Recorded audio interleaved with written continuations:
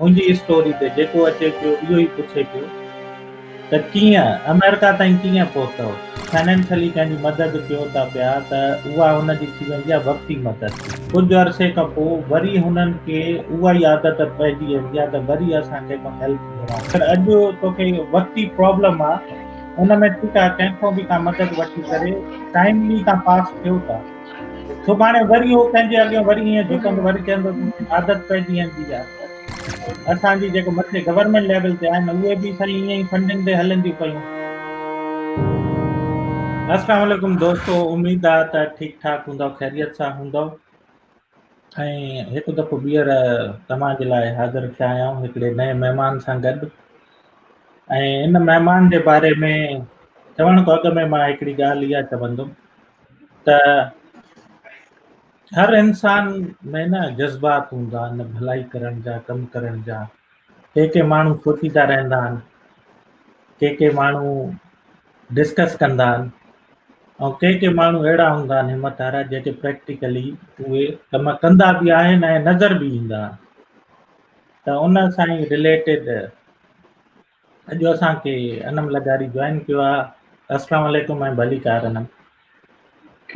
वालेकुम सलाम, thank you so much sir, तव्हां एॾो सुठो तारीफ़ करायो। न तव्हांजो थैंक यू, तव्हां पंहिंजे बिज़ी शेड्यूल मां टाइम कढी करे असांखे जॉइन कयो आहे। ऐं मूंखे ख़बर आहे हाणे वीकेंड आहे ऐं मसरूफ़ियात आहिनि, पर उन खां पोइ बि तव्हांजी जेका कमिटमेंट आहे उहा असांखे नज़र पई अचे पई। जज़ाकल्ला सर, एक्चुअली ऐं तव्हांजी शुक्रगुज़ार आहियां जी मूंखे पंहिंजी लाइफ में इनवाइट कयो ऐं तव्हां इंट्रोड्यूस करायो पिया। त थी सघे थो मुंहिंजी स्टोरी ॿुधी या जेके कम आउं करे रही आहियां पाकिस्तान में, ॿियो ॿी रुका मुंहिंजी अहिड़ी अनम भाउ इंस्पायर थी वञे ऐं उहे जेको आहे नंढा नंढा फुट स्टेप्स खणी करे के सुठी मंज़िल ते पहुची वञे। इंशाल्लाह मुंहिंजो बि मक़सदु इहो ई हूंदा, छो त काफ़ी मां बि हाणे पोयनि 2-3 हफ़्तनि खां प्रोग्राम्स हलनि पिया मुंहिंजी स्टोरी ते जेको अचे पियो इहो ई पुछे पियो त कीअं अमेरिका ताईं कीअं पहुतव। तव्हां वटि चओ था त हेतिरी स्ट्रगलिंग हुई, हे हुया, पर उन खां बावजूदि तव्हां कीअं पहुता आहियो त मां ॿुधायां त उन सां ई रिलेटेड जॾहिं मूंखे ख़बर पई तव्हांजी, त मां चयो बिल्कुलु इन्हनि खे ज़रूरु असां पंहिंजे प्रोग्राम में इनवाइट कंदासीं ऐं उते तव्हांजे बारे में ॼाणण जी कोशिशि कंदासीं। त तव्हां कीअं माशाल्लाह हिते पहुतव, थोरो ॿुधायो पंहिंजी लाइफ जर्नी जे बारे में। बिल्कुलु सर, आउं ॿुधाईंदसि। 2012 में जेको आहे मूंखे लाइक दोस्तनि सां गॾु एक्चुअली को एजुकेशन में पढ़िया हुआसीं त असांजे जेको आहे ग्रुप में छोकिरा बि हूंदा हुआ, छोकिरियूं बि हूंदियूं हुयूं, त असां अक्सर इवेंट्स वग़ैरह ऑर्गेनाइज़ कंदा रहंदा हुआसीं फॉर फन। लेकिन मुंहिंजो शुरू खां ई हिकिड़ो ख़्वाबु हूंदो हुयो कि कुझु न कुझु अहिड़ो कयो वञे जंहिंसां लाइक पाकिस्तान जो हिकिड़ो आहे उहो इमेज बि सुठो नज़र अचे कि यंगस्टर्स मिली करे सघनि था, सही यूथ केॾी पावर आहे पाकिस्तान में।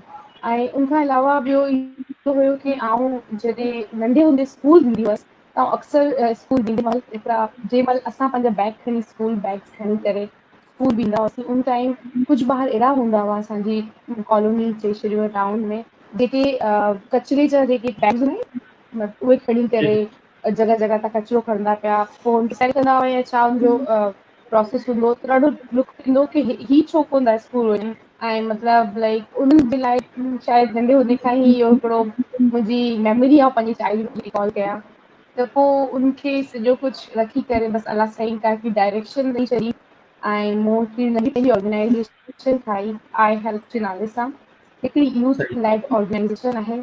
ठीकु आहे, छो त तव्हां अगरि फाइनेंशियली कंहिंजी मदद कयो था पिया त उहा हुनजी थी वेंदी आहे वक़्ती मदद। हुनजो उहो वक़्तु टाइम थोरो पास थी वेंदो आहे, कुझु अरसे खां पोइ वरी हुननि खे उहा ई आदत पइजी वेंदी आहे त वरी असां कंहिंखां हेल्प घुरऊं।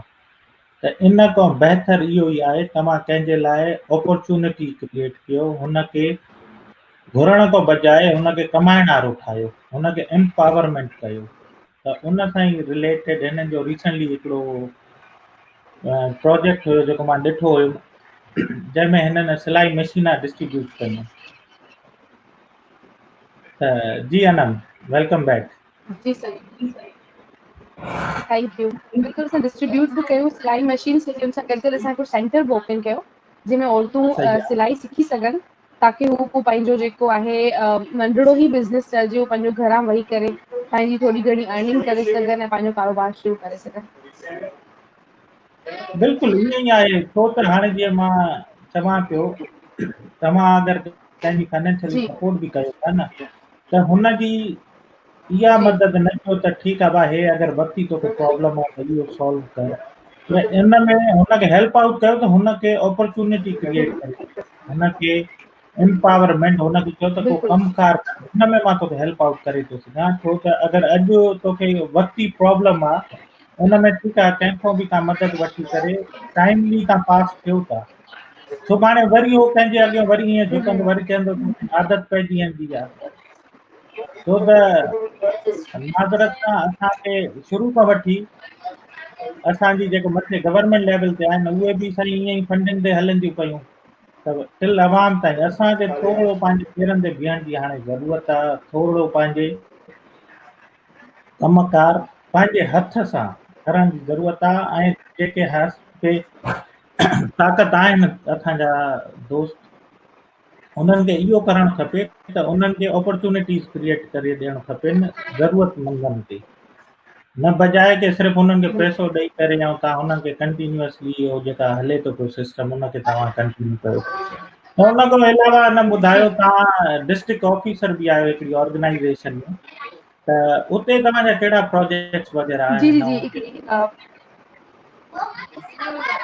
अच्छा, आउं हिकिड़ी जेको आहे हिकिड़ो इदारो आहे, फैमिली प्लानिंग ते कमु कंदो आहे पूरी दुनिया में, ऐं उनजी हिकु सोशल फ्रेंचाइज़ पाकिस्तान में मैरी स्टॉक सोसाइटी जे नाले सां।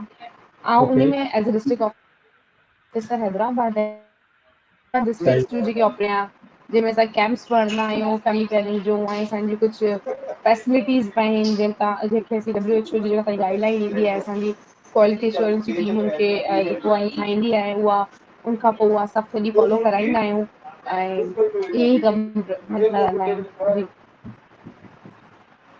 तमामु बहितरीनु। ऐं रिसेंटली तव्हां हाणे जेको मां ॾिसां पियो तव्हांजे प्रोफाइल ते तव्हांजी एक्टिविटीज़ हुयूं, त इन जे बारे में जी सर। ॿुधायो, तव्हांखे इन प्रोग्राम जो जेको तव्हां चयो ऑर्गेनाइज़ेशन ठाही आहे, त इन जो ख़्यालु कीअं आयो ऐं इन में कहिड़ा कहिड़ा प्रोजेक्ट्स आहिनि? अगरि को बि इंसान अगरि चाहे थो त मां हिन प्रोजेक्ट मां फ़ाइदो खणां, त हुन लिहाज़ सां थोरो ॿुधाईंदो। अच्छा, जेका हीअंर असां आई हेल्प जी ॻाल्हि पिया कयूं, जंहिंमें असांजो जी, स्कूल ऐं असांजो सेंटर हले थो, वोकेशनल ट्रेनिंग सेंटर। अच्छा, ही हिकिड़ी वॉलंटियर बेस्ड ऑर्गेनाइज़ेशन आहे, त सही हिन आहे। में असां जेको आहे इहो डिफरेंट डिफरेंट वॉलंटियर जेको आहे न एक्टिविटीज़ बि कराईंदा आहियूं, यूथ बेस्ड जेको असां एक्टिविटीज़ कराईंदा आहियूं। असां जो मेन फोकस त मुंहिंजो जेको इहो हो कि एजुकेशन आहे, उहा अगरि असां जेतिरी फराहम कंदासीं, उन सां अवेयरनेस ईंदी, ऐं उन सां ई सही मायने में आई थिंक पाकिस्तान में चेंज अची सघे थो। दुनिया में ई एजुकेशन जे करे जेको आहे उहो चेंज आयो आहे। सो यूथ जे हवाले सां अगरि असांखां फ़ाइदा वटि सुठा सुठा ॾाढा यूथ कैंप्स थींदा आहिनि पाकिस्तान जे नॉर्दन एरियाज़ में, जंहिंमें असीं डिफरेंट जेको आहे कैपेसिटी बिल्डिंग वर्कशॉप्स कराईंदा आहियूं, ऐं जेको आहे पर्सनल डेवलपमेंट ते बि, स्ट्रेस मैनेजमेंट ते। हींअर असां रिसेंटली हिकिड़ो अरेंज करे रहिया आहियूं नवंबर में, जंहिंमें आज़ाद कश्मीर में असां हिकु पूरो ग्रुप वठी ईंदासीं यंगस्टर्स जो, स्पेशली सिंध मां ऐं पाकिस्तान जे ॿियनि एरियाज़ मां बि ईंदा आहिनि। छोकी असीं बेस सिंध में आहियूं, त असां वटि मोस्टली जेके पार्टिसिपेंट्स हूंदा आहिनि यंगस्टर्स, उहे सिंध मां ईंदा आहिनि। त उन्हनि खे असां जेको आहे पाकिस्तान जी ब्यूटीफुल प्लेसिस बि एक्सप्लोर कराईंदासीं, ऐं उन सां गॾु गॾु असां उनखे कुझु अहिड़ा सेशन्स रखिया आहिनि जीअं पोस्ट कोविड एंज़ाइटीज़ खे कीअं तव्हां जेको डील करे सघो था, ऐं डिफरेंट डिफरेंट हुनमें अहिड़ा सेशन्स हूंदा जिन सां थोरो ॿारनि जी हौसला अफ़ज़ाई बि थींदी, ऐं हुन सां गॾु गॾु लाइक हू कुझु न कुझु जॾहिं वेंदा आहिनि त कुझु घर खणी वेंदा आहिनि पाण सां गॾु असांजे सेशन्स मां। वॾी महिरबानी, तव्हां लिमिटेड रिसोर्सिस हूंदे बि तव्हां जॉइन कयो असांखे।